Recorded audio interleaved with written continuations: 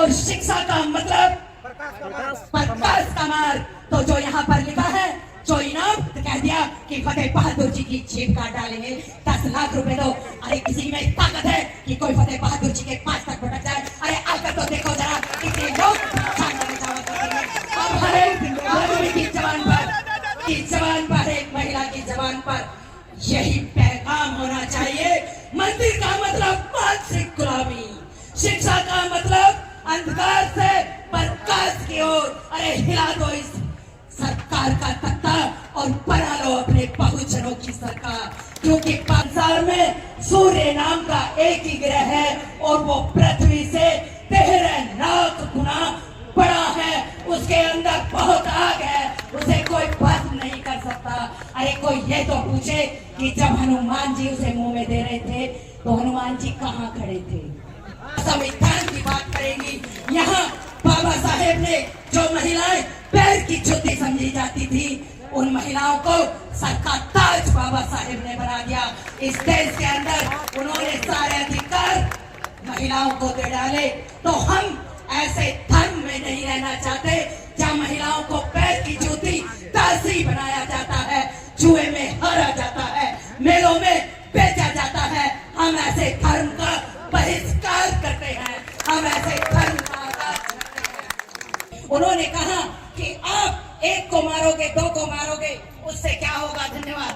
आप 1 को नहीं, 2 को नहीं, 3 को नहीं, 4 को नहीं, मेरी बात मानिए और उस पेड़ के फल को नहीं, उस पेड़ की जड़ को काट डालिए जिस पर ये मनुवाद फलता है। यानी कि हिंदू धर्म में जो कुरीतियां हैं उनको उखाड़ डालो, उनके विरोध में काम करो और तब वाले इस संसार को वैज्ञानिक धर्म देने वाले सम्यक संबोध तथागत बुद्ध के चरणों में कोटि कोटि नमन करते हुए मनुवाद की रीढ़ की हड्डी को तोड़कर इस भारत के अंदर शिक्षा की ज्योति जलाने के लिए महिलाओं को उनका हक, अधिकार और शिक्षा के मार्ग पर अग्रसर करने वाली महामना ज्योतिबा फूले जी के चरणों में कोटि कोटि नमन करते हुए, माता सावित्रीबाई फूले के चरणों में नमन करते हुए और इस भारत को भारत देश बनाने के लिए, इस भारत को अखंड भारत बनाने के लिए, इस भारत को अशोका का भारत बनाने के लिए फिर से शोषित, वंचित, पीड़ितों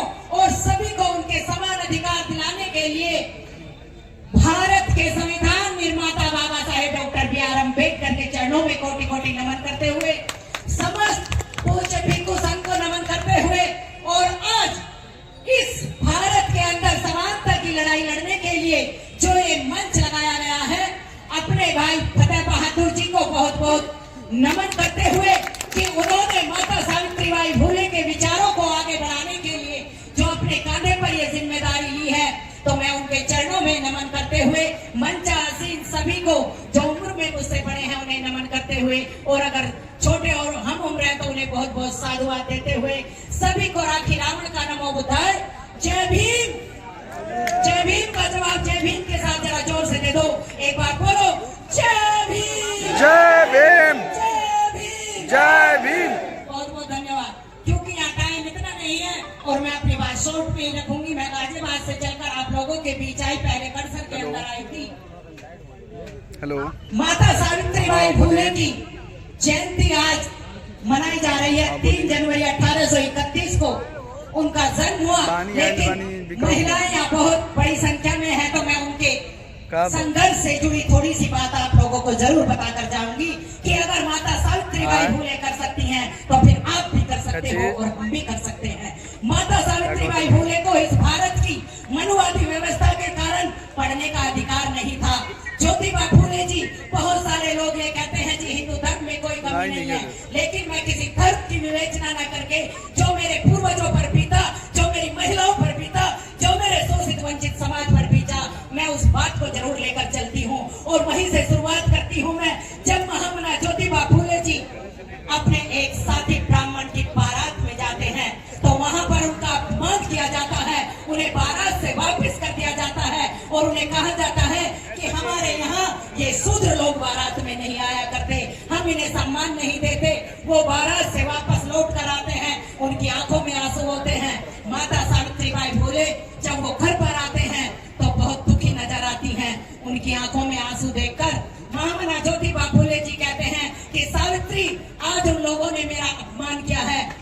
लोगों को नहीं छोड़ूंगा।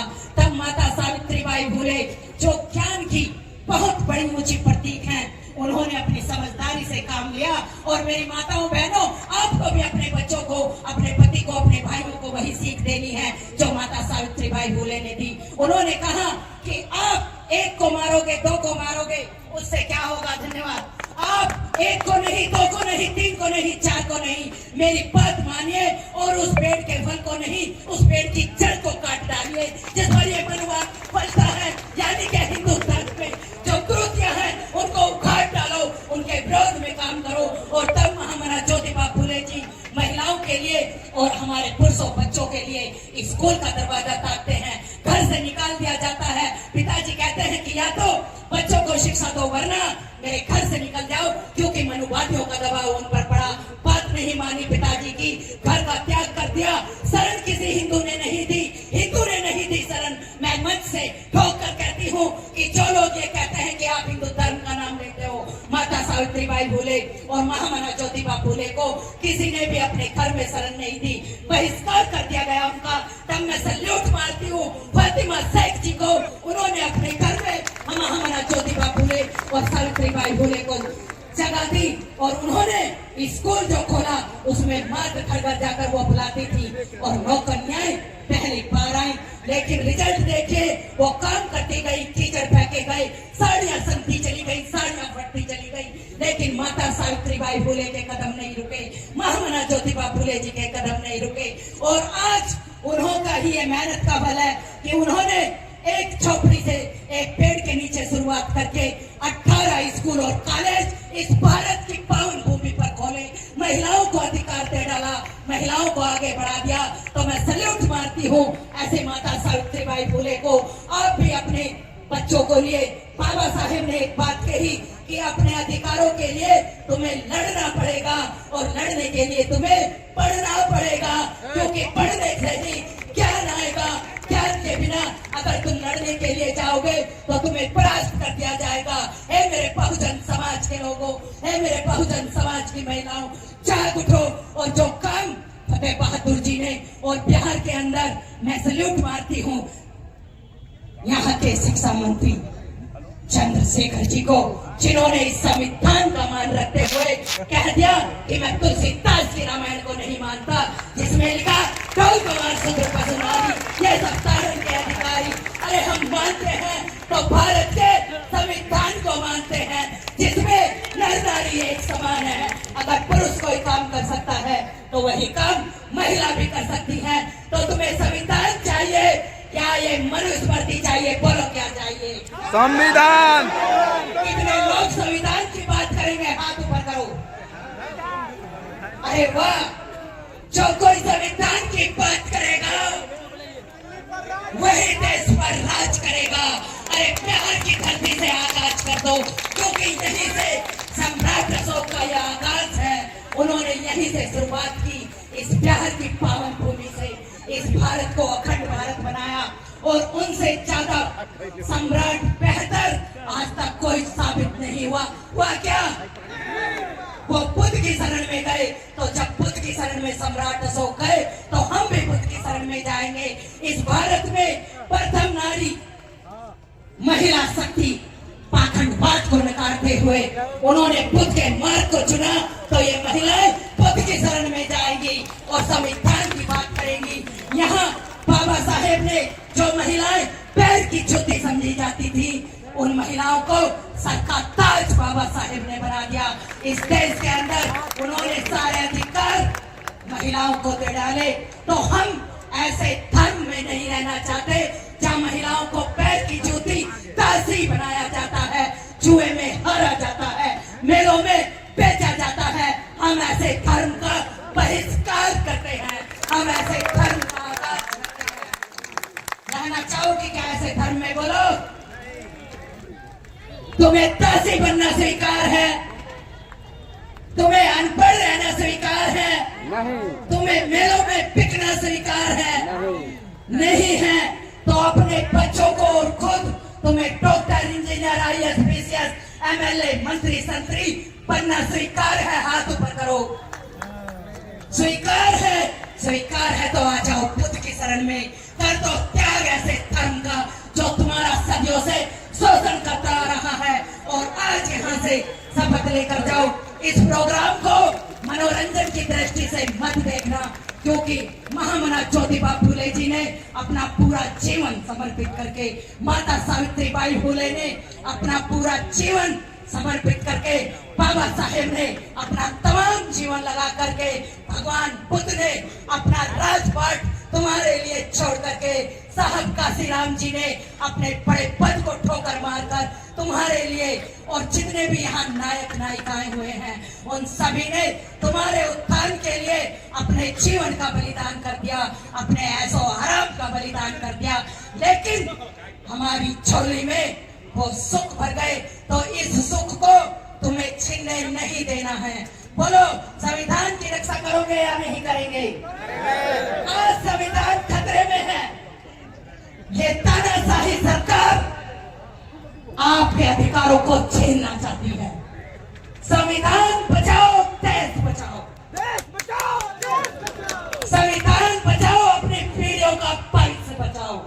संविधान बचाओ, इस भारत के अंदर सबका स्वतंत्रता, न्याय, भाईचारे का पैगाम लाओ। हमें किसी से कोई ईर्ष्या नहीं, कोई द्वेष नहीं। अरे आ जाओ भगवान बुद्ध के धर्म में, आ जाओ वैज्ञानिक धर्म में। हम इसमें विश्वास नहीं करते कि हनुमान जी सूर्य को कटक गए, हम नहीं करेंगे। जो कोई करे करे, लेकिन हम इस पर विश्वास नहीं करेंगे। हम इस बात पर विश्वास करेंगे कि पूरे संसार में सूर्य नाम का एक ही ग्रह है और वो पृथ्वी से 13 लाख गुना बड़ा है। उसके अंदर बहुत आग है, उसे कोई भस्म नहीं कर सकता। अरे कोई ये तो पूछे कि जब हनुमान जी उसे मुंह में दे रहे थे तो हनुमान जी कहाँ खड़े थे? सोचने का काम कौन करेगा? कौन करेगा सोचने का काम? इसलिए जो ये लिखा है, बहुत बहुत धन्यवाद। मंदिर का मतलब, अरे बोलो, सामने लिखा है क्या डर है? मंदिर का मतलब मानसिक गुलामी का मार्ग है। मंदिर का मतलब मानसिक गुलामी, और शिक्षा का मतलब प्रकाश का मार्ग। तो जो यहाँ पर लिखा है, जो इनाम कह दिया कि फतेह बहादुर जी की जेब काट डालेंगे, 10 लाख रुपए दो। अरे किसी में ताकत है कि कोई फतेह बहादुर जी के पास तक भटक जाए? अरे आकर तो देखो जरा, कितने लोग अब हरे आदमी की जवान पर,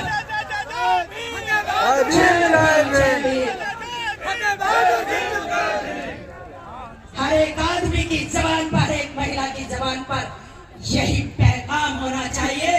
मंदिर का मतलब मानसिक गुलामी, शिक्षा का मतलब अंधकार से प्रकाश की ओर। अरे हिला दो इस सरकार का तख्ता और बना लो अपने बहुजनों की सरकार, क्योंकि बाबा साहेब ने भी कहा था कि अगर योग्य व्यक्ति सरकार में नहीं जाएंगे, राजनीति में नहीं जाएंगे, तो अयोग्य व्यक्ति तुम पर राज करेंगे। अरे मत करने दो अयोग्य व्यक्तियों को अपने ऊपर राज, और ला दो ऐसे ऐसे लोगों को राजनीति में जो तुम्हारे लिए शिक्षा का द्वार खोल दे, जो तुम्हारे लिए अंधकार से प्रकाश की ओर का मार्ग ला दे। और जहां मैं जिस स्टेज के, जिस घर में बाबा साहेब भी कहते हैं कि मैं किसी घर की उन्नति उस घर की महिला से आंकता हूँ, मैं किसी समाज की उन्नति उस समाज की महिलाओं से आंकता हूँ, और मैं किसी देश की उन्नति उस देश में रहने वाली महिलाओं से आंकता हूँ। तो सच कर डालो, बाबा साहेब का ये संकल्प, उन्होंने अपने 4-4 बच्चों का बलिदान देकर हमें पुरुषों के बराबर लाकर खड़ा कर दिया है। तो क्या तुम ये कहना चाहती हो कि महिलाओं में बुद्धि नहीं होती, वो इनसे कम होती है? क्या महिलाएं काम नहीं कर सकती? बोलो, कर सकती हो या नहीं कर सकती? अरे महिलाएं घर भी संभाल सकती हैं और ऑफिस में भी जाकर काम कर सकती हैं। महिलाओं में दुगनी ताकत पुरुषों से बराबर मैं मानती हूँ, क्योंकि महिला जिस तरीके से घर को मेंटेन करती है और बाहर का भी काम देखती है, ये पुरुष नहीं कर सकते। कर सकते हैं क्या? फिर तुम क्यों डरती हो? भारत का संविधान तुम्हारे साथ है। बन जाओ, हर एक कुर्सी पर कब्जा कर डालो। रहो, हर एक मंच की आप आभारी रहो। और मैं इस मंच पर देख रही हूँ कि यहाँ पर महिलाओं की भागीदारी बोलने के लिए फतेह बहादुर जी ने बराबर से चला रखी है। तो मैं एक बार में सैल्यूट मारती हूँ कि यहाँ महिलाओं के साथ कोई भेदभाव नहीं किया गया। और जिस मंच पर किया जाएगा मैं तो वहां चुपचाप बैठूंगी नहीं, क्योंकि अभी तक ना मैं किसी संगठन से जुड़ी हूँ, लेकिन बाबा साहेब के मिशन के लिए मैंने अपना जीवन समर्पित कर दिया है। मैंने बहुत सारी मीटिंग गांव-गांव, शहर-शहर जाकर ले ली है। छोटे-छोटे कैडर करके अपने समाज के इन बहुजनों को जगाने का काम मैं करती हूँ। और जब तक ये मेरी सांस है मैं करती रहूंगी। और संविधान के प्रति, बाबा साहेब के प्रति, महामना ज्योतिबा फूले जी के प्रति और माता सावित्रीबाई फूले के प्रति अपनी सच्ची, लोग कहते हैं कि श्रद्धांजलि देते हैं, नहीं, मैं अपने सच्ची उन्हें जीवन का अंश देती हूँ, अपनी सांसों का अंश देती हूँ। और सच्चे दिल से ये कहती हूँ कि उन्होंने बच्चे माता सावित्रीबाई फूले के बच्चे नहीं हुए, लेकिन जब एक गरीब विधवा, क्योंकि मैं तो इस नर्क में धर्म को कहती हूँ, इस नर्क में धर्म में किसी विधवा को भी जीने का अधिकार नहीं था। पति के साथ सती कराना इन्होंने अपना धंधा समझ रखा, पारंपरिक परंपराएं बना दे। और जब वही एक ब्राह्मण महिला, उसका पति मरा, वो मरने के लिए जा रही थी, तो माता सावित्रीबाई फूले ने उस महिला को रोका और उसकी जान बचाई। और उसने कहा कि मेरे बच्चे का क्या होगा, लोग मुझे जिंदा नहीं छोड़ेंगे, इस धर्म में मुझे जिंदा रहने का अधिकार नहीं है। माता सावित्रीबाई फूले ने कहा कि मेरे रहते हुए कौन तुम्हारी हत्या करेगा, मैं तुम्हारे बच्चे को पालूंगी। और वही बच्चा आगे चलकर माता सावित्रीबाई फूले ने उस बच्चे को पाला, उस महिला को शरण दी और वो बच्चा आगे चलकर एक डॉक्टर बना। माता सावित्रीबाई फूले का नाम रोशन किया, महामना ज्योतिबा राव जी का नाम रोशन किया। तो हम ऐसे महामानवों के रास्ते पर चलकर अपने इस सर को झुकाए, उनसे कुछ सीख लेकर जाए। और यहाँ जितने भी लोग मुझे सुन रहे हैं, शायद टाइम हो गया है, नहीं बोलिए,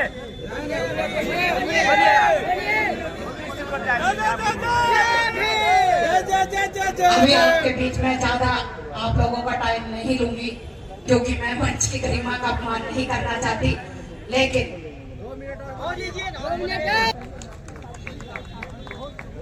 मैं लास्ट में बाबा साहेब की एक बात कहकर अपनी बात को विराम दूंगी कि जब बाबा साहेब हमारे लिए,